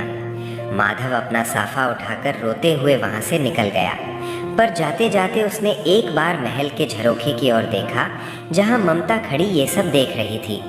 ममता की आंखों में बेबसी के आंसू थे, पर वो चाह कर भी कुछ नहीं कर पा रही थी। माधव वहाँ से सीधे शिव मंदिर पहुँचा और भगवान की प्रतिमा के सामने फूट फूट कर रोने लगा। उसने कहा कि हे भोलेनाथ, मैंने तो केवल आपकी सेवा की थी, क्या उसकी सज़ा यही है कि मेरे बच्चों के मुंह से निवाला छीन लिया जाए? तभी मंदिर के वृद्ध पुजारी ने उसके सिर पर हाथ रखा और कहा कि बेटा धीरज रख, शिव के घर में देर है पर अंधेर नहीं। वो सेठ आज अपने धन के मद में अंधा है, पर तू अपनी ईमानदारी और भक्ति मत छोड़ना। माधव ने पुजारी की बात मान ली और दूसरे गांव जाकर मजदूरी करने लगा। उसने ठान लिया था कि वो मेहनत करेगा और कभी गलत मार्ग नहीं अपनाएगा। उसने एक छोटा सा व्यापार शुरू किया जिसमें वो दिन रात परिश्रम करता और शाम को शिव नाम का जाप करता।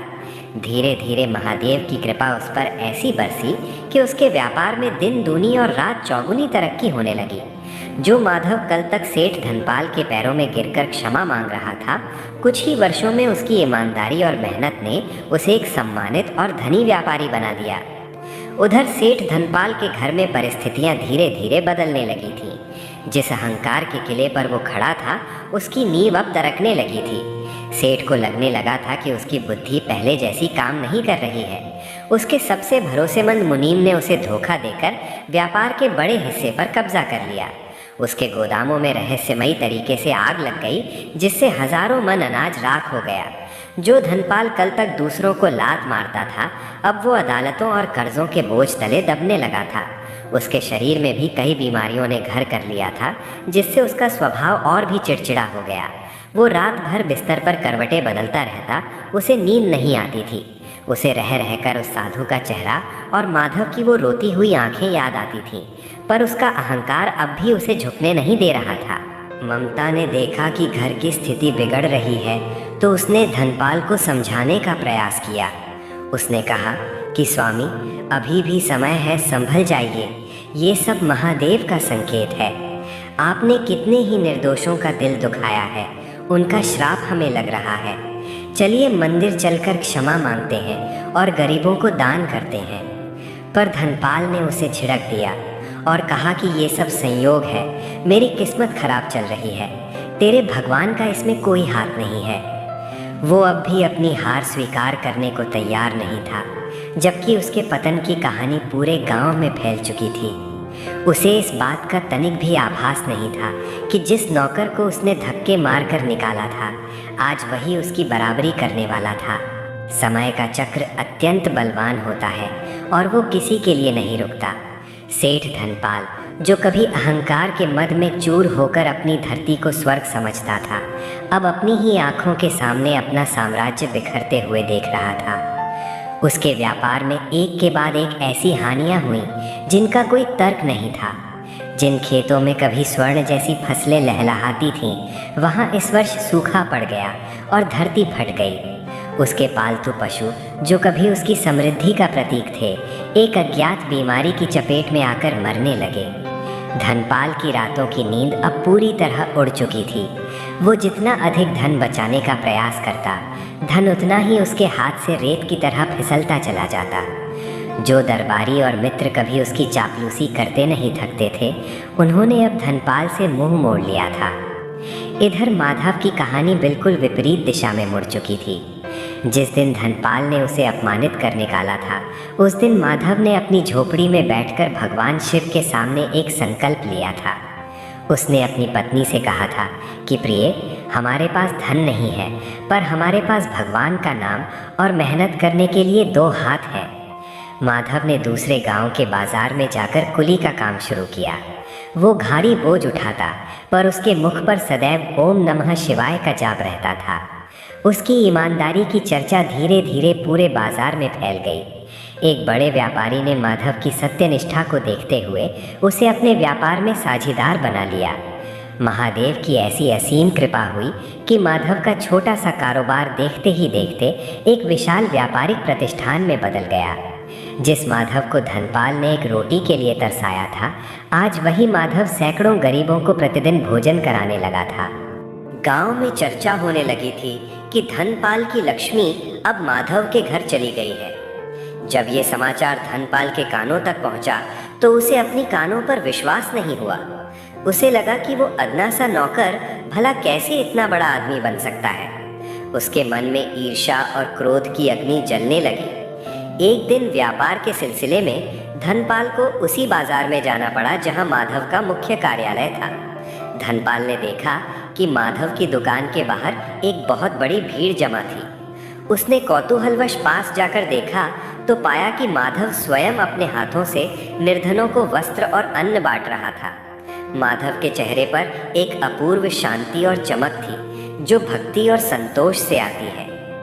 धनपाल को देखते ही माधव ने अपनी जगह से उठकर बड़े आदर के साथ उसे प्रणाम किया और कहा कि आइए सेठ जी, आपका यहाँ कैसे आना हुआ। धनपाल का गला सूख गया। वो जिसे कल तक अपनी लात की नोक पर रखता था, आज उसके वैभव के सामने खड़ा होने में उसे संकोच हो रहा था। धनपाल ने बिना कुछ बोले वहाँ से भागना ही उचित समझा। घर लौटकर उसने अपनी पत्नी ममता को सारा हाल सुनाया। उसने बड़े आश्चर्य से पूछा कि ममता, ये कैसे संभव है? जिस व्यक्ति के पास कुछ नहीं था, जिसे मैंने कौड़ी कौड़ी के लिए मोहताज कर दिया था, वो आज मुझसे भी बड़ा सेठ कैसे बन गया? क्या वास्तव में उस पत्थर की मूर्ति में कोई शक्ति है? ममता ने शांत भाव से धनपाल की ओर देखा। उसकी आंखों में आज तिरस्कार नहीं बल्कि एक गहरी करुणा थी। उसने अत्यंत विनम्रता से उत्तर दिया कि स्वामी, संसार केवल धन से नहीं चलता बल्कि कर्म और धर्म से चलता है। ममता ने आगे कहा कि आपने जिस दिन उस साधु का अपमान किया था, उसी दिन हमारे घर की सुख शांति विदा हो गई थी। आपने माधव को जिस भक्ति के लिए दंड दिया, उसी भक्ति ने उसे आज सिंहासन पर बिठाया है। महादेव केवल भाव देखते हैं। माधव ने अपनी गरीबी में भी ईश्वर का साथ नहीं छोड़ा और आपने अपनी अमीरी में ईश्वर को चुनौती दी। आज आपके पास जो कुछ भी घट रहा है वो किसी का किया हुआ जादू टोना नहीं है बल्कि आपके अपने कर्मों का फल है। धनपाल को ममता की बातें सुनकर पहले तो बहुत क्रोध आया, पर फिर उसे लगा कि उसकी पत्नी की बातों में सत्यता है। वो सारी रात अपने शयन कक्ष में टहलता रहा। उसे रह रहकर अपने द्वारा किए गए वे सभी अत्याचार याद आ रहे थे जो उसने ममता पर और अपने अधीन काम करने वाले लोगों पर किए थे। अगले दिन सुबह धनपाल को समाचार मिला कि उसका आखिरी बड़ा गोदाम भी सरकारी कर्ज के कारण कुर्क होने वाला है। अब उसके पास रहने के लिए केवल उसका पुराना मकान बचा था और वो भी गिरवी पड़ा था। उसके नौकर उसे छोड़कर जा चुके थे। जो महल कभी शोर शराबे से गूंजता था, वहाँ अब केवल सन्नाटा और मायूसी छाई थी। धनपाल का अहंकार अब धीरे धीरे टूटने लगा था। उसे महसूस होने लगा था कि इंसान कितना भी बड़ा क्यों न हो जाए, वो कुदरत के न्याय से बड़ा नहीं हो सकता। उसे अपनी पत्नी ममता के उस त्याग और सहनशीलता का आभास होने लगा जो उसने वर्षों तक बिना किसी स्वार्थ के निभाई थी। वो पहली बार अपनी पत्नी के कक्ष की ओर बढ़ा, पर उसके कदम डगमगा रहे थे क्योंकि उसे डर था कि क्या ममता उसे क्षमा कर पाएगी। धनपाल के भव्य महल की दीवारें अब उसे काटने को दौड़ रही थी। जिस शानो शौकत के लिए उसने अपनी आत्मा को बेच दिया था, वो अब रेत के टीले की तरह ढह रही थी। उसके कक्ष में सजी हुई बेशकीमती वस्तुएं अब उसकी आंखों में चुभने लगी थी। वो ममता के कक्ष के द्वार पर खड़ा था, लेकिन उसके भीतर प्रवेश करने का साहस नहीं जुटा पा रहा था। उसने देखा कि ममता भूमि पर बैठकर मिट्टी के एक शिवलिंग की पूजा कर रही थी। उसकी आंखों से आंसू गिर रहे थे, पर उसके मुख पर एक अलौकिक शांति थी। धनपाल ने मन ही मन सोचा कि जिस स्त्री को मैंने जीवन भर केवल दुख दिए, जो मेरी मार और गालियां सहती रही, वो आज भी मेरे लिए ही प्रार्थना कर रही है। वो धीरे से भीतर गया और ममता के सामने जाकर खड़ा हो गया। ममता ने जब अपने कठोर पति को इस हाल में देखा तो वो तुरंत उठ खड़ी हुई। धनपाल का चेहरा पीला पड़ चुका था और उसकी आंखों का वो पुराना अहंकार अब गायब था। धनपाल ने कांपती आवाज में कहा कि ममता, क्या सच में महादेव इतने दयालु हैं कि मुझ जैसे पापी को क्षमा कर सकें? मैंने जीवन भर केवल धन को ही ईश्वर माना और वास्तव में जिसे ईश्वर मानना चाहिए था उसे पत्थर समझकर उसका उपहास किया। मैंने माधव का घर उजाड़ा, मैंने उस साधु को अपमानित किया और सबसे बड़ा पाप तो मैंने तुम्हारे साथ किया। ममता ने अपने स्वामी के हाथ थाम लिए और कहा कि स्वामी, महादेव तो करुणा के सागर हैं। वे तो एक लोटा जल और सच्चे मन के पश्चाताप से ही मान जाते हैं। पाप करना मनुष्य का स्वभाव हो सकता है, परंतु उस पाप को स्वीकार कर लेना ही दिव्यता की ओर पहला कदम है। धनपाल फूट फूट कर रोने लगा। उसने कहा कि ममता, अब मेरे पास तुम्हें देने के लिए कुछ नहीं बचा है। मेरे सारे गोदाम खाली हो चुके हैं, खेत नीलाम हो गए हैं और कल शायद ये महल भी हमसे छीन लिया जाएगा। हम अब सड़क पर आ जाएंगे। मैंने तुम्हें महलों की रानी बनाने का वादा किया था, पर मैंने तुम्हें केवल आंसू दिए और अब मैं तुम्हें निर्धनता की आग में धकेल रहा हूँ। ममता ने मुस्कुराकर कहा कि स्वामी, आपने मुझे महलों की रानी बनाया या नहीं, ये महत्वपूर्ण नहीं है। महत्वपूर्ण ये है कि आज आपकी आत्मा जाग गई है। जिस धन के कारण आप मुझसे दूर थे, वो धन छिन गया तो क्या हुआ, आज मुझे मेरा पति मिल गया है। आप चिंता न करें, महादेव ने यदि हमें इस स्थिति में डाला है तो वे ही हमें उबारेंगे। उसी समय बाहर से घोड़ों के टापों की आवाज़ सुनाई दी। धनपाल को लगा कि शायद लेनदार उसे पकड़कर कारागार ले जाने आए हैं। वो भय से कांपने लगा। उसने झरोखे से नीचे झांका तो देखा कि एक आलीशान रथ द्वार पर खड़ा था। रथ से वही माधव उतरा जिसे धनपाल ने लात मारकर निकाला था।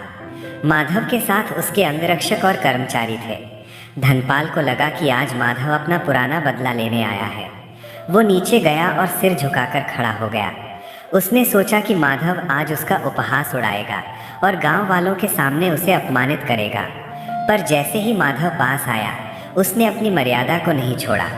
माधव ने झुककर धनपाल के चरण स्पर्श किए और कहा कि सेठ जी, आप मेरे पुराने मालिक हैं, आप इस तरह उदास क्यों खड़े हैं। धनपाल चकित रह गया। उसने भारी मन से कहा कि माधव, मैंने तुम्हारे साथ जो अन्याय किया उसके बाद भी तुम मुझे सम्मान दे रहे हो, क्या तुम मुझे लज्जित करने आए हो। माधव ने हाथ जोड़कर कहा कि नहीं सेठ जी, मैं तो आपको ये बताने आया हूँ कि महादेव की माया निराली है। आपने मुझे निकाला तो मुझे संघर्ष का मार्ग मिला और मैं यहाँ तक पहुँचा। आज मैंने सुना कि आपका बुरा समय चल रहा है। मैं यहाँ आपका शत्रु बनकर नहीं, बल्कि आपका वही पुराना सेवक बनकर आया हूँ। मैंने आपके गिरवी पड़े हुए खेत और ये महल छुड़ा लिए हैं। ये सब अब आपके ही रहेंगे। मैं केवल इतना चाहता हूँ कि आप भी उस शिव की शरण में आ जाएं, जिसने मुझे धूल से उठाकर सिंहासन पर बिठाया। धनपाल की आंखों से गंगा जमुना बहने लगी। उसे विश्वास नहीं हो रहा था कि जिस व्यक्ति का उसने इतना बुरा किया वही उसकी ढाल बनकर खड़ा है। उसने माधव को गले लगा लिया और कहा कि बेटा, आज तुमने मेरी आंखें खोल दी। धन छिनने का दुख मुझे इतना नहीं हुआ जितना तुम्हारे इस व्यवहार ने मुझे हिला दिया है। अब मुझे समझ आया कि ममता क्यों कहती थी कि जहाँ नारी का सम्मान और ईश्वर का नाम होता है वहाँ कभी दरिद्रता नहीं रहती। धनपाल ने उसी क्षण संकल्प लिया कि वो अपने जीवन की नई शुरुआत करेगा। वो अब सेठ धनपाल नहीं, बल्कि शिव का एक साधारण भक्त बनकर रहेगा।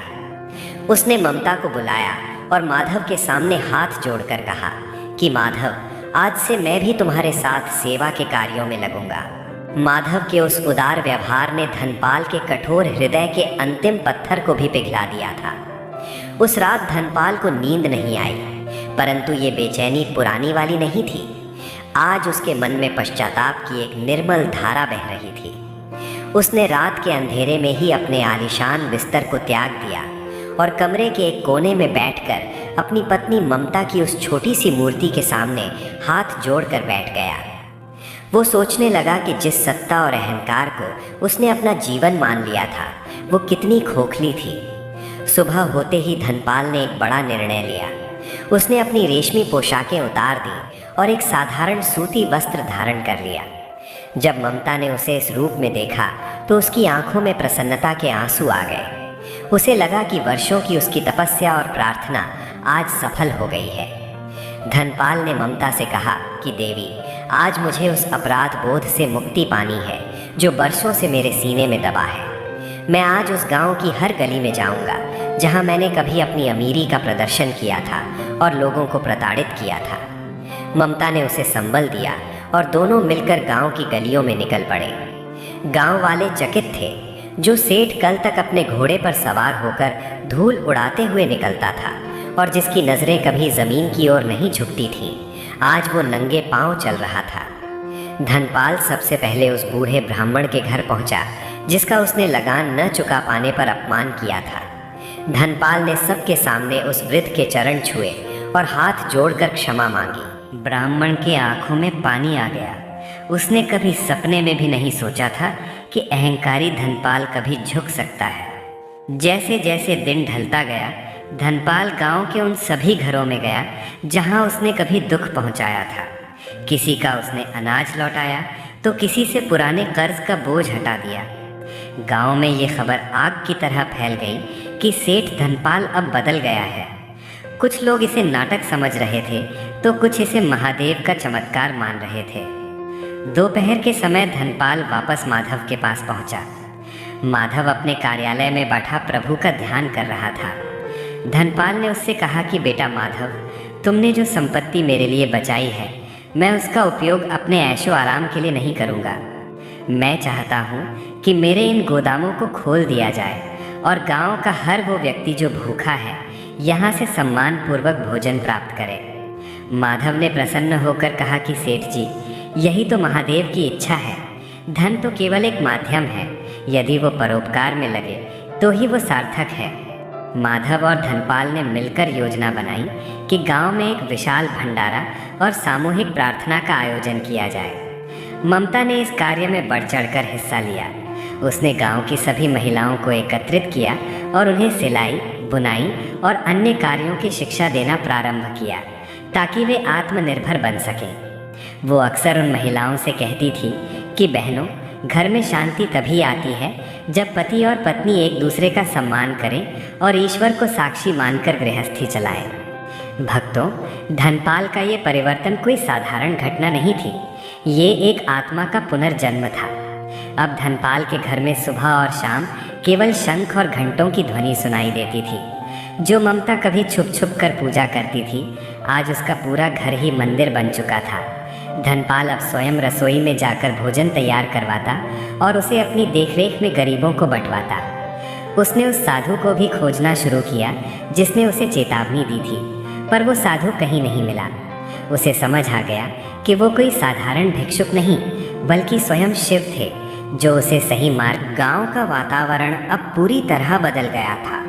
लोग अब धनपाल से डरते नहीं थे बल्कि उसे सम्मान देने लगे थे। एक दिन गांव के एक युवक ने पूछा कि सेठ जी, आपके पास जब इतना धन था तब भी आप खुश नहीं थे, और अब जब आपने सब कुछ त्याग दिया है तो आपके चेहरे पर इतनी शांति क्यों है?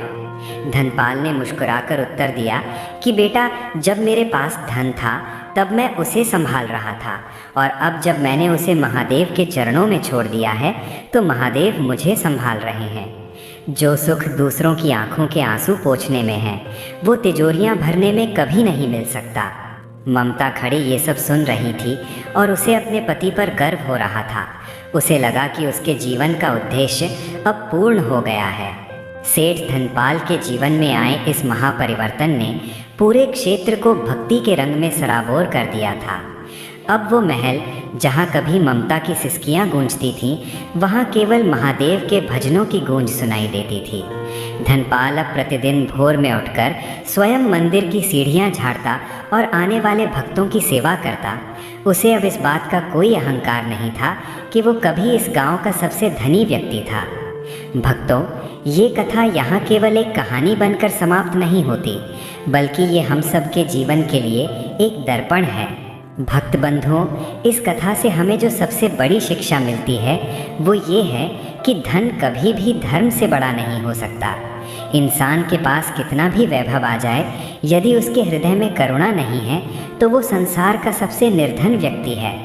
धनपाल के पास सब कुछ था, पर उसके पास शांति नहीं थी, क्योंकि उसने शक्ति का प्रयोग दूसरों को झुकाने में किया। याद रखिए, हाथ में पकड़ी हुई धन की थैली शमशान के द्वार तक भी साथ नहीं जाती। केवल आपके द्वारा किया गया दान और दूसरों की दुआएं ही आपके परलोक का मार्ग प्रशस्त करती हैं। दूसरी बड़ी शिक्षा इस कथा में नारी के सम्मान की है। शास्त्रों में कहा गया है कि जहाँ नारी का आदर होता है वहीं देवताओं का वास होता है। धनपाल तब तक दरिद्र रहा जब तक उसने ममता को प्रताड़ित किया। जिस दिन उसने अपनी पत्नी के त्याग को समझा और उसे सम्मान दिया, उसी दिन महादेव की कृपा उसके घर में पुनः लौट आई। अतः हर पुरुष को ये समझना चाहिए कि उसकी पत्नी केवल घर की दासी नहीं, बल्कि उसकी अर्धांगिनी और गृह लक्ष्मी है। उसके आंसू घर की नींव हिला देते हैं और उसकी मुस्कुराहट घर में स्वर्ग उतार लाती है। भक्तों, तीसरी शिक्षा है अटूट विश्वास की। ममता ने विपरीत परिस्थितियों में भी शिव का दामन नहीं छोड़ा। उसने ये नहीं कहा कि मैं इतनी पूजा करती हूँ फिर भी मुझे दुख क्यों मिल रहा है। उसने धैर्य रखा। उसे पता था कि महादेव परीक्षा ले रहे हैं। उसी तरह जब आपके जीवन में कठिन समय आए तो घबराइए मत। वो समय आपकी भक्ति को परखने के लिए आता है। माधव ने लात खाने के बाद भी महादेव पर भरोसा रखा तो महादेव ने उसे फर्श से उठाकर अर्श पर बिठा दिया। विश्वास की शक्ति ही वो नौका है जो हमें संकट के समंदर से पार लगाती है। इस कथा का सार यही है कि अहंकार मनुष्य का सबसे बड़ा शत्रु है। ये हमें अंधा कर देता है और हमें अपनों से दूर कर देता है। धनपाल का अहंकार तब टूटा जब उसे बोध हुआ कि संसार उसकी मुट्ठी में नहीं बल्कि शिव की इच्छा में है। जब हम मैं को त्याग कर महादेव को अपना लेते हैं तो जीवन का सारा बोझ उतर जाता है। दान पुण्य केवल दिखावा नहीं होना चाहिए, बल्कि वो दूसरों के प्रति संवेदना का भाव होना चाहिए। आज यदि आपके द्वार पर कोई भिक्षुक आए तो उसे धनपाल की तरह दुत्कारिए मत। क्या पता किस रूप में नारायण या महादेव आपकी परीक्षा लेने आए हों। अंत में ये कथा हमें सिखाती है कि पश्चाताप कभी भी व्यर्थ नहीं जाता। यदि आपने जीवन में भूल की है, किसी का दिल दुखाया है, तो देर मत कीजिए। आज ही क्षमा मांगिए और सुधार का मार्ग चुनिए। महादेव करुणा के सागर हैं। वे एक सच्चे आंसू पर भी पिघल जाते हैं। धनपाल की तरह अपनी बुराइयों को त्यागिए और माधव की तरह अपनी ईमानदारी को अपनाइए। तभी आपके घर में भी सुख, शांति और महादेव का स्थायी वास होगा। भक्तों, आज की इस अमर कथा को सुनने से आपके मन को शांति ज़रूर मिली होगी। इसी के साथ आज की ये पावन शिव कथा अपने पूर्ण स्वरूप को प्राप्त करती है। आज आपने केवल एक कथा नहीं सुनी, आपने अपने जीवन के कर्मों को महादेव के चरणों में। शास्त्र कहते हैं, जो भक्त श्रद्धा से शिव कथा को अंत तक सुनता है, उसके जीवन के बड़े से बड़े कष्ट भी धीरे धीरे शांत होने लगते हैं। जैसे सेठ धनपाल का उजड़ा हुआ संसार फिर से हरा भरा हो गया, वैसे ही महादेव आपके जीवन में भी खुशियों के फूल खिलाएंगे। भक्त बंधुओं, महादेव दिखावे की भक्ति नहीं देखते, वे केवल सच्चे मन का भाव देखते हैं। जो दूसरों के लिए भला सोचता है, जो जीवों पर दया करता है, जो माता पिता की सेवा करता है, वही सच्चा शिव भक्त कहलाता है। अपने हाथों से जितना हो सके पुण्य किया कीजिए। गाय को रोटी दीजिए, पक्षियों के लिए दाना और पानी रखिए, क्योंकि एक छोटा सा पुण्य अनगिनत जन्मों का सहारा बन जाता है। याद रखिए, सेठ धनपाल की तिजोरियां उसे नहीं बचा सकी, पर ममता की दी हुई वो 2 रोटियां और उसका विश्वास ही अंत में उनके काम आया। हम भगवान की इन कथाओं के माध्यम से धर्म की ज्योति को हर घर तक पहुंचाने का प्रयास कर रहे हैं और आपका सहयोग इस मार्ग में हमारा संबल बनेगा। अब अंत में मेरी भगवान शिव शंकर महादेव से एक विनम्र प्रार्थना है। हे महादेव, जिस भक्त ने इस कथा को श्रद्धा और विश्वास के साथ अंत तक सुना है, उसके सभी दुख, कष्ट और भय आप स्वयं हर लीजिए। उसके जीवन में शांति, स्वास्थ्य और शिव कृपा बनाए रखिए। जिस प्रकार आपने राजा चैतन्य को यमलोक के भय से मुक्त कर शिवलोक में स्थान दिया और सेठ धनपाल को अधर्म के मार्ग से हटाकर भक्ति के पथ पर प्रशस्त किया, वैसी ही कृपा अपने हर भक्त पर बनाए रखें। हर हर महादेव। जय शिव शंकर। ओम नमः शिवाय।